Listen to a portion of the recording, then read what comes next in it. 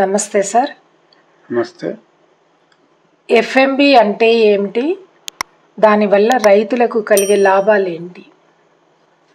FMB అంటే మామూలుగా ఇంగ్లీష్లో ఫీల్డ్ మెజర్మెంట్ బుక్ అని అంటాము. అంటే ఒక రైతుకు ఉండబడినటువంటి భూమి, ఒకే చోట ఉండబడినటువంటి భూమిని మొత్తం కొలిచి ఒక బొమ్మ తయారు చేయడం జరుగుతుంది. 4 దిక్కుల కొలిచి 4 పక్కల హద్దురాళ్ళు నాటుతారు. సర్వే రాళ్ళు నాటి ఆ హద్దులు నిర్ణయించి వాటి కొలతలు వేస్తారన్నమాట. 4 దిక్కుల ఎంత మెజర్మెంట్ ఉంది, ఇవన్నీ కలిపితే ఎంత విస్తీర్ణము వస్తుంది అనేటువంటి విషయాలు అందులో నమోదుపరచబడి ఉంటాయి. ఇది రైతు యొక్క మొత్తం భూమి వివరాలు తెలిపేటువంటి ఒక పటం. దీన్ని అదే తెలంగాణలో ఈ ఎఫ్ఎంబినే టీపన్ రిజిస్టర్ అని కూడా అంటారు. ఇది ప్రతి ఒక్క రైతుకు ఆ గ్రామంలో ఉండబడేటువంటి మొత్తం భూములన్నీ కొలిచి అది ఒక 100 సర్వే నెంబర్లు కలిపి ఒక బుక్ లాగా తయారు చేస్తారు. ఉదాహరణకి ఆ గ్రామంలో ఒక 2000 సర్వే నెంబర్లు ఉన్నాయనుకుందాం. ఆ 2000 సర్వే నెంబర్లకు 20 వాల్యూముల బుక్కులు తయారవుతాయి ఒక గ్రామానికి. అట్లా మండలంలో ఎన్ని గ్రామాలు ఉంటే అన్ని వాల్యూమ్స్ ఒక్కొక్క గ్రామానికి తయారు చేస్తారు.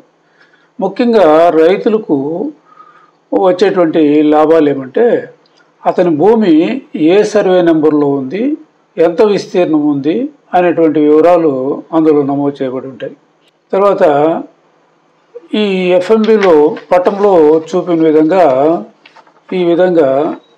ఈ 4 పక్కల రాళ్ళు నాటడము, ఆ 4 పక్కల ఎవరెవరి రైతుల భూములు ఉన్నాయి అనేటువంటి వివరాలు ఇందులో నమోదు చేయబడి ఉంటాయి. రెండవది ఏమంటే, ఇది ఏ జిల్లాలో ఉంది, తర్వాత ఏ తాలూకాలో ఉంది, ఏ రెవెన్యూ విలేజ్లో ఉంది అనేటువంటి వివరాలు కూడా ఇందులో నమోదు చేయబడి ఉంటాయి. తర్వాత దాని ఏ సర్వే నెంబరు, ఎంత విస్తీర్ణం అనేటువంటి వివరాలు కూడా ఇందులో నమోదు చేయబడి ఉంటాయి అన్నమాట. అట్లా ప్రతి రైతు భూమి కొలిచి చేస్తారు. సపోజు ఒక గ్రామంలో ఒక రైతుకు 10 చోట్ల ఉందనుకో, అప్పుడు ఏం చేస్తారు, అతనికి 10 నెంబర్లు వస్తాయి. ఈ సైట్ సర్వే నెంబర్లలో ఉండేటువంటి రైతులు, ఇప్పుడు ఉదాహరణకి ఈ నెంబర్ కన్నా తీసుకున్నట్లయితే 1 2 3 4 5 6 7 8 9 మంది రైతుల యొక్క భూములు ఉన్నాయి. ఇందులో ఈ 9 మంది రైతుల మధ్యలో ఈ భూమి ఉంది. ఈ భూమి ఈ రైతులకు మధ్యలో ఏదన్నా సరిహద్దు సమస్యలు తలెత్తినట్లయితే అప్పుడు మండల సర్వేయర్ వారికి ఎఫ్లైన్ పిటిషన్కు అమౌంట్ దానికి తగిన రుసుము చెల్లించి ఇచ్చినట్లయితే ఆయన ఏం చేస్తాడు, దీనికి సంబంధించిన ఎఫ్ఎంబి వాల్యూమ్ తీసుకుంటాడు.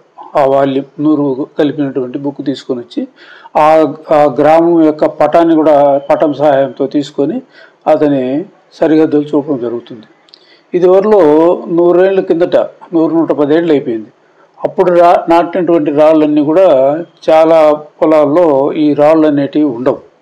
అందువల్ల ఏం చేస్తారు, ఈ సైట్ సర్వే నెంబర్లో ఎవరైనా ఒక రాయి కనపడితే కూడా దాని నుంచి కొలుచుకుంటా వచ్చి ఈ హద్దులు చేయడం జరుగుతుంది.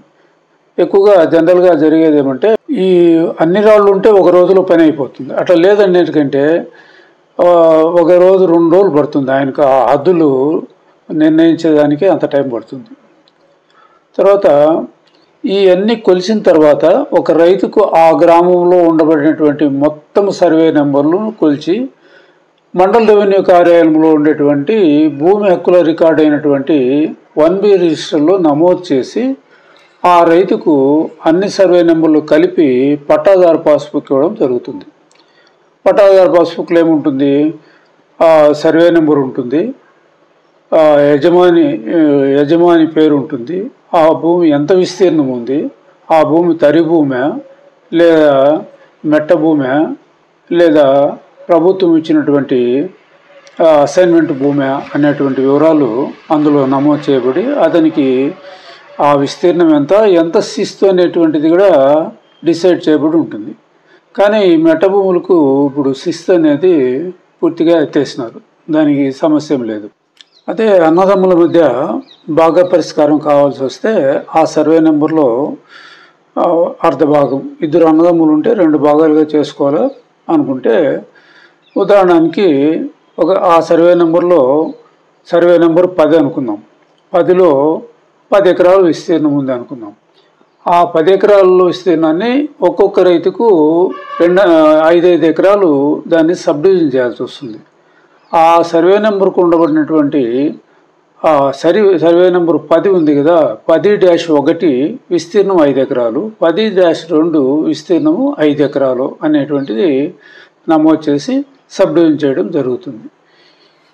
ఇది ఈ ఎఫ్ఎంబి అనేటువంటిది పర్మనెంట్ రిజిస్టరు, అందులో రెవెన్యూ డిపార్ట్మెంట్లో అతి ముఖ్యమైనటువంటి రిజిస్టర్.